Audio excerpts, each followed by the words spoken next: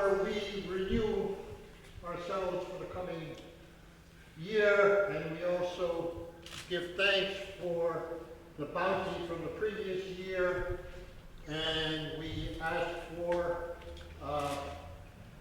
another good year in the way of providing for our families and our children. And also at that time, we put through all our 4 sacred ceremonies that Charlie was talking about a while ago. We do the Kahnawá, which is a great feather dance, which honors the Creator and all of His creation. And then we turn to the Deom, where the men will get up and sing their Deom, which is their personal song. And it used to be, and it probably still is, when people or men went to war or other dire circumstance, and if they got wounded or captured, they would sing their Deom, and to show that their captors can't have any control over our emotions while they're busy torturing us. So that's the purpose, one of the purposes of the Deom. It tells the Creator that we are on our way, on our journey. And in during the Deom ceremony, we also have our naming. And when males are named, the chief who's doing the naming and the clan mother and the family of the child walk that boy up and down the house. And at the beginning he talks to this side of the house, this end of the house, and at the other end he talks to the women.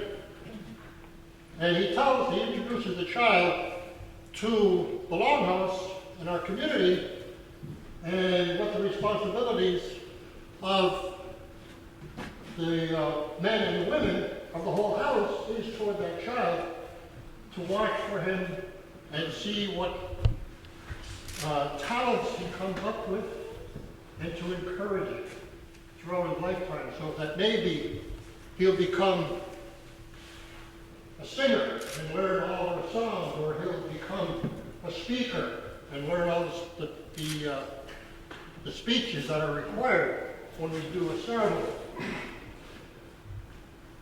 And when it's the woman's turn, or the child who's a female, she doesn't get walked up and down, because she stays here on this end of the house with the clan mother and the family, because the women generally don't go and leave the community. They stay and make sure that the children are brought up and that they remain custodians of our territory. And the men are the boys are walked up and down because the men are always on a mission of either hunting or warring or in a diplomatic mission. So that's the different roles of the men and women, as Charlie had mentioned in his talk, and that we have separate but equal responsibility. So the other part is the drum dance, which also is a recognition of all of creation, as Charlie had mentioned in his talk. And finally, what he did talk about in the final part of the ceremony of midwinter is the peach pit game, Kahnawá. And what that game is the wooden bowl, and in it are 6 peach stones, and they're painted one is, half of them are painted black and half of them are remain white. So it's a system of shaking up the bowl, and if all 6 become one color, then that's a big gain. And if only one turns up, let's say, out of the 6, only one is a different color, well then that's a point. So the whole point of the whole game is a kind of a redistribution of wealth. It's not as grand as the potlatch, but what you offer as your bet is something that you hold in high esteem, and you lay it there, and that's matched up with like this side of the house puts up an item, and the other side of the house puts up an item, and then the women match them up of equal value.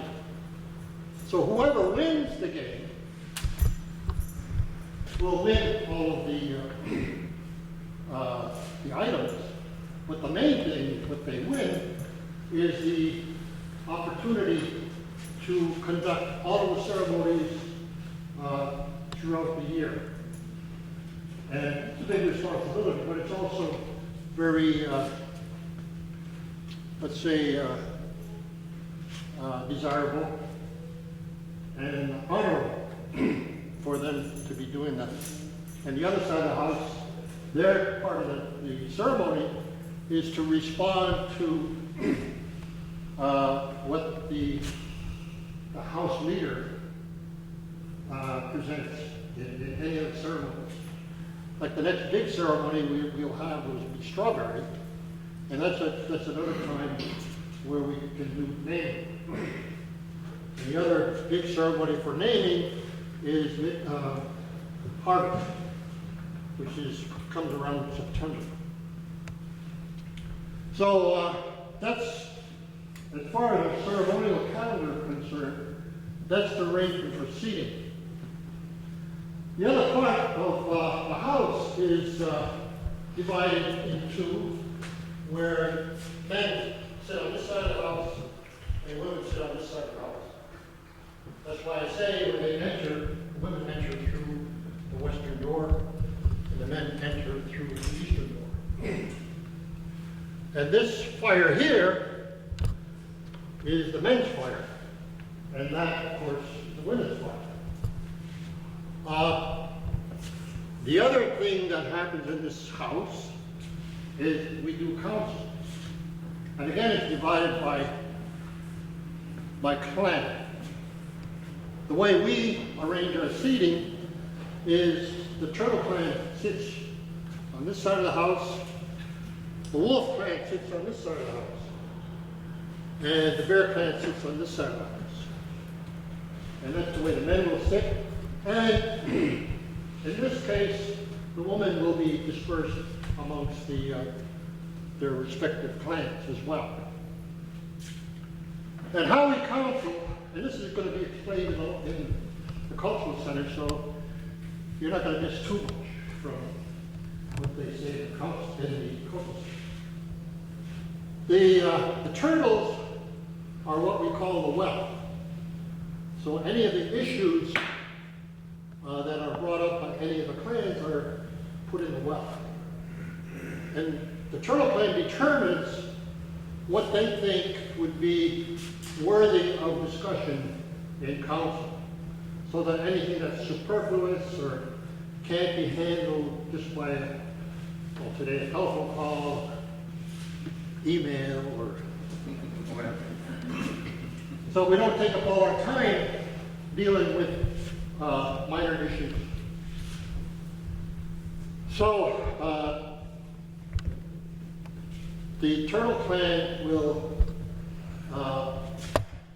pick one of the issues, and they'll make the agenda so that we know what's coming up. And they will provide across the house, across the fire, as we say, their position on that issue.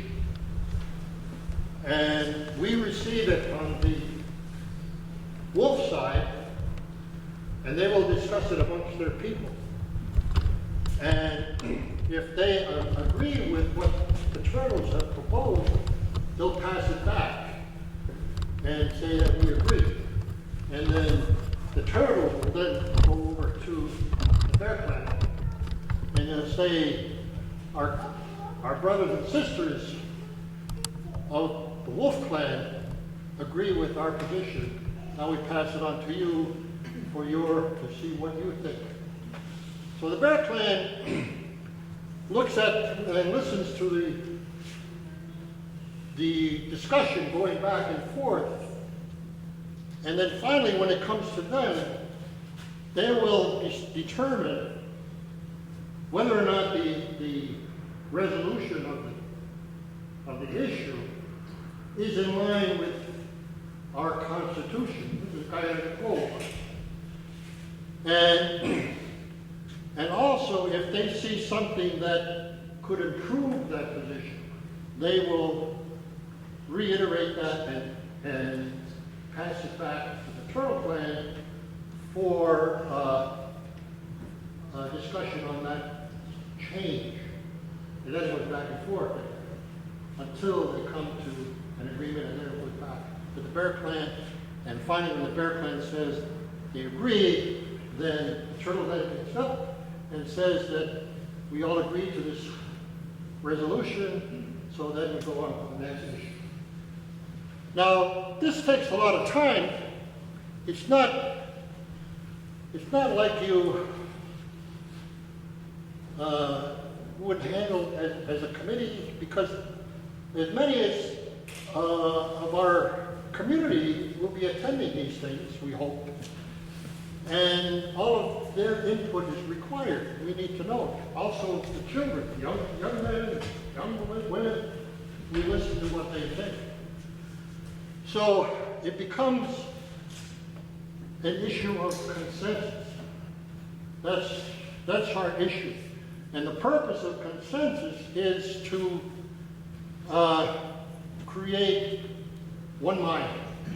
That's the word we like to use. Is Kahnawá means a good mind. And Kahnawá is one good mind. And if we're dealing with a real hard issue, like somebody, let's say has an issue with another person, and it can be divisive, well, we go through this process, and at the end of the process, if we can come to a consensus, then everybody has given a little bit, and everybody has gained a little bit. So when everybody comes out of this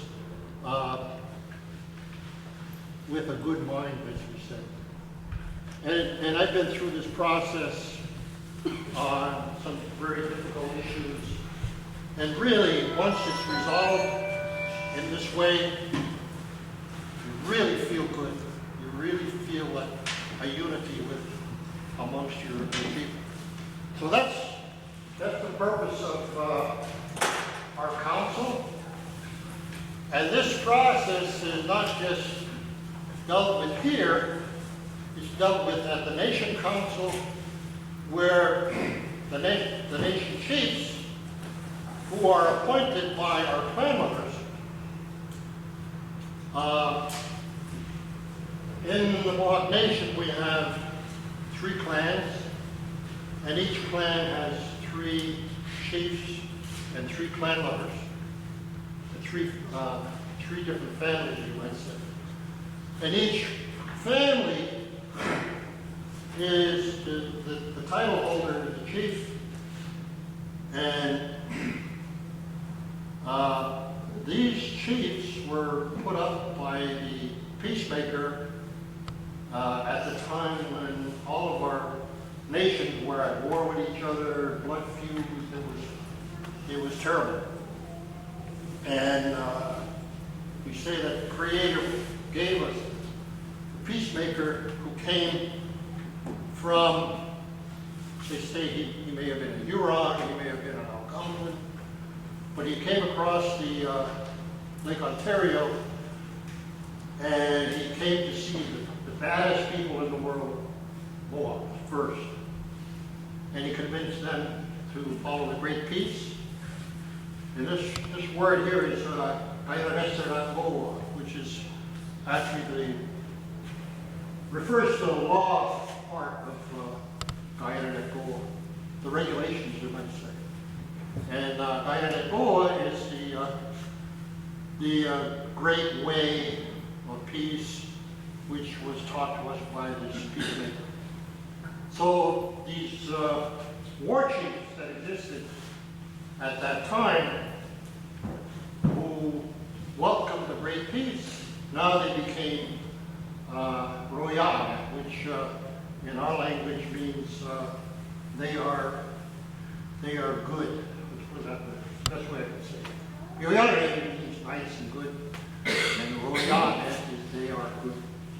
So, the war chiefs had a name, and their name became inherited by subsequent generations. So we carry the same names that originated.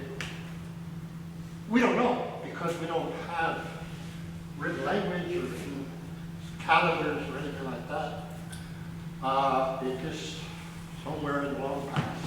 Certainly before contact, and certainly long before contact.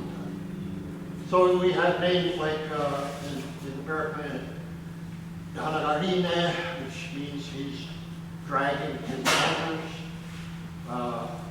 We have Kahnawá. We have Kahnawá. These are the three chiefs in the Bear Clan. And then you have in the Turtle Clan, you have Kahnawá, which means two issues. And Hiawatha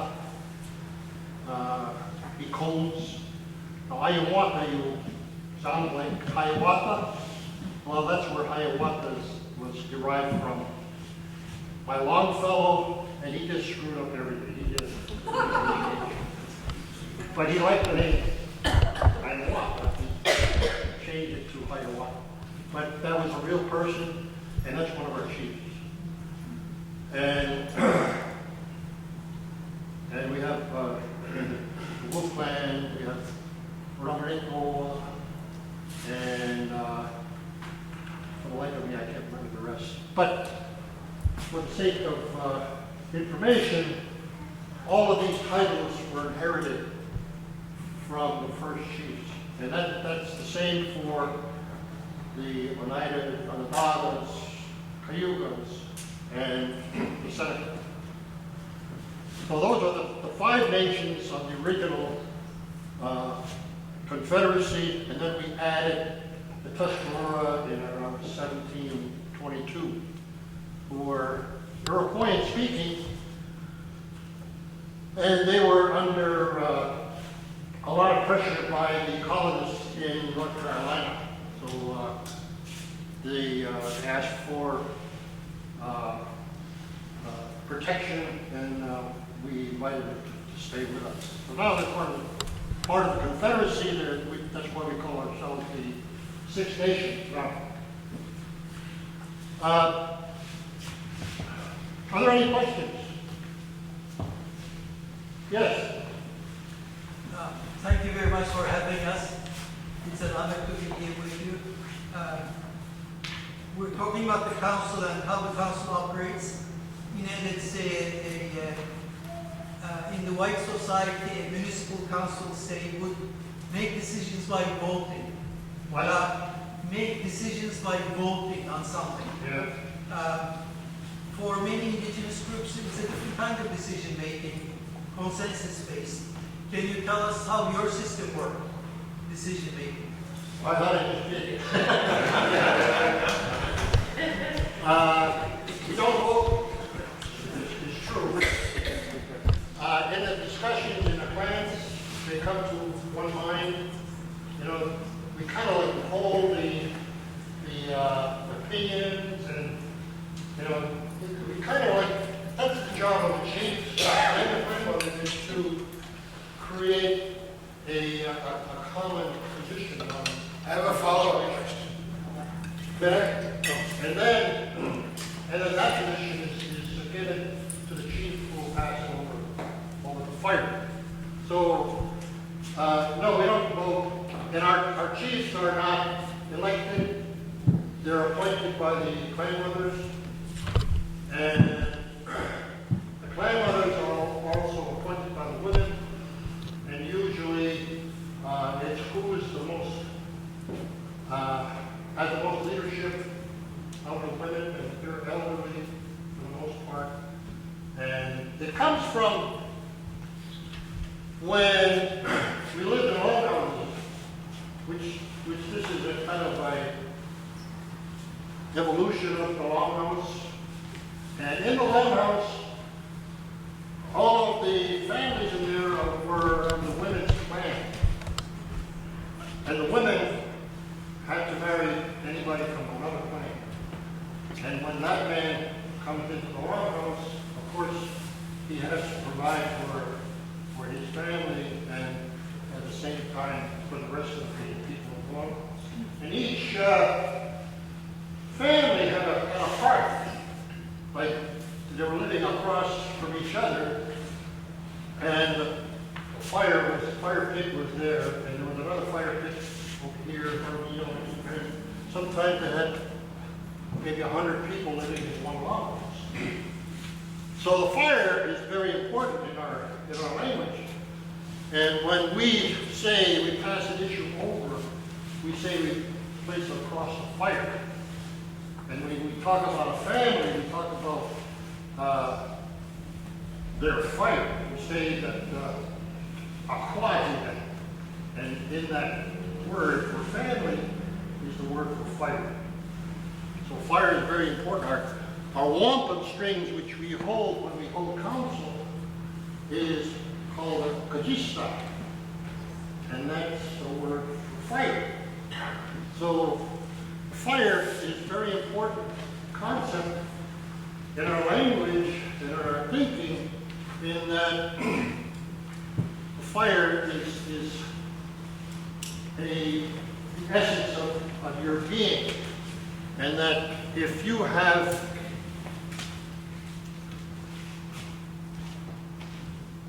are in a good mind, your good health, your fire is strong. And when you're grieving, we perform a condolence to rekindle your fire. We say your logs have been scattered because of this trauma that you've experienced. So now we have to bring that fire back together.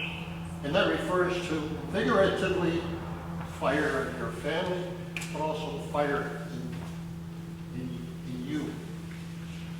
I want to get back to the council and the consensus building, and the whole purpose of that is to bring the whole community back into a balance where there's no animosity any further due to that issue. And that's the whole purpose of what we were taught by the peacemaker. The 3 words that he brought to us, that he taught us about, was skana, which is peace, kasastansara, which is strength, and kahnawá, which is good mind. So those 3 concepts we have to keep in mind when we're dealing with people maybe we want to work with, or we want to convince to think in our terms. And this is what we have to carry in mind all the time. And what helps us is when we do a gathering like Charlie had said, is that it puts us in the proper mindset, because we also have to think of all of creation whenever we're making a decision. We say that we have to make a decision that's going to affect 7 generations after us. And we use the term 7 generations because we will never see the 7th generation. We had a family here that saw 5 generations, but not the 7th. So we always have to think ahead of what our decisions, the effect our decisions will be on our children in the future. Any questions anymore? Where do you go? I have a question. Over here, Joe. Yes? Is there a special reason why the Longhouse is in this particular place? Or does that matter? No, it doesn't matter. But the orientation has to be in this east and west. And other nations have a different configuration. The Onondagas, for instance, have a door in the center. And most other nations have east and west doors. But Onondaga is the only one that I know has one door. Anything else? David? Did you mention strawberry ceremony? Yeah. Is it do you harvest strawberries? We used to. We're talking about wild strawberries, and we don't hold the ceremony until we know that the strawberries are out. And these strawberries are about very small, very sweet, and they're very close to the ground. That's why we call them Kahnawá. That means they're very short. Short grasses. And our ceremonial calendar is based on nature, like waka, which is maple. When the maple starts to run their sap, that's when we hold our maple ceremony. And at the ceremony, we drink the sap of the maple tree, because that's a good medicine. Yes, sir. Can you talk a bit about the flag? Good question. The flag, as you can see, it has like a pine tree in the middle. On each side, there's 2 buttons. Those represent, on one end, the Mohawk, then the Oneida, then the Onondaga, or the Central Fire, and then the Cayuga and the Seneca. And that flag was based on the Hiawatha belt, which was a belt that was prepared at the beginning of the Confederacy. So it's a very old belt. Yes, sir. What's the relationship with the band council? Do you describe? As little as possible.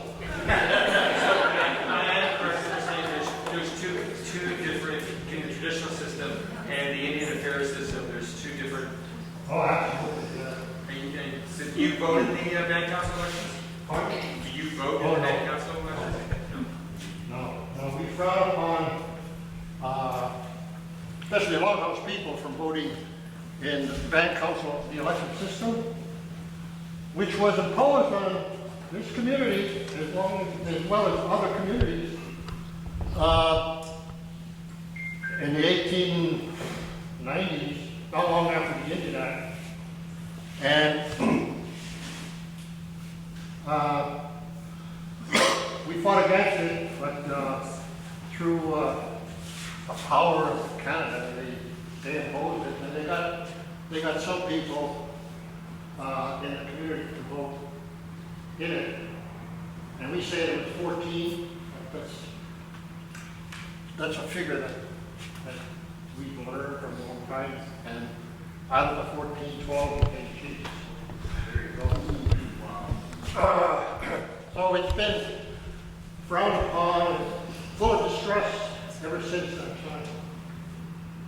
And I should say, Canadian government immediately disallowed any any contact or any recognition of traditional councils. That's across Canada. So it's a real sore point for all of us, and we're constantly at odds with the bad fellows. There are some good people on the council, but really, we look at them as an arm of the Canadian government, and they enforce the Canadian Indian Act. So no, we don't take part in the land council and the elections. Any other questions? Yes. I'm from 6 so I've heard a few stories around the importance of direction when you're holding a ceremony at the Longhouse. And I know you might not have time to get into it today, but do you have anything that you could add to the group here about the importance of direction when you're doing the ceremony? Oh yeah. All of our dances, we dance kind of clockwise. If you've been to many powwows, the Western people, and I know of the Iroquois people, we dance counterclockwise. And the other nations, they dance, especially at a powwow, they'll dance clockwise. That's one difference. And the reason why we dance counterclockwise is because in our creation story, when the woman fell from the sky world and was brought down and placed on the back of a great turtle, the water animals struggled to bring up the earth from the bottom of the waters and put it on the back of the turtle. And then the woman kind of spread that dirt, and she went around the turtle in that direction. So that's the reason we dance in that direction. And also the women's dance that we have, only the women's dance of course, but their feet never leave the ground. And that's to signify their attachment to the first woman that was here in Turtle Island. And that's the reason why we call it Turtle Island, because it was brought about on the back of the turtle, which signifies North America. Anything else? Yes? Follow-up question on that. Earlier you mentioned that when you're making decisions together in the Longhouse, the turtle clan will be the ones who sort of propose the issues to talk about on the agenda. In council, yeah. Council, thank you. Is that always how it happens? Is it always the turtle clan the one proposing the issues? Or that wasn't just an example of sometimes this turtle. So if it's always the turtle clan and always the same sort of order in terms of which clans do what. What are the reasons, or do you know why it starts with Turtle Clan? Is it because of Turtle Island? Is it sort of that primacy of... No, it was taught to us by the peacemaker. He said how we're going to count. Yeah. He taught us how we're going to behave with each other. He taught us to bury the weapons under the great tree. The great tree is the great white pine. And I believe it was chosen because if you look at the pine needles, they're on the tree in bunches of 5. You look at the needles, there's only 5 in a cluster. So I think that's why it was chosen. And he, figuratively speaking, we always talk in metaphors. And he said we pull up the great white pine, and in the cavity we throw in our weapons of war. And in the bottom of the hole is the underground river that takes our weapons away. So never again shall we use weapons of war against each other. We never said anything that anybody else.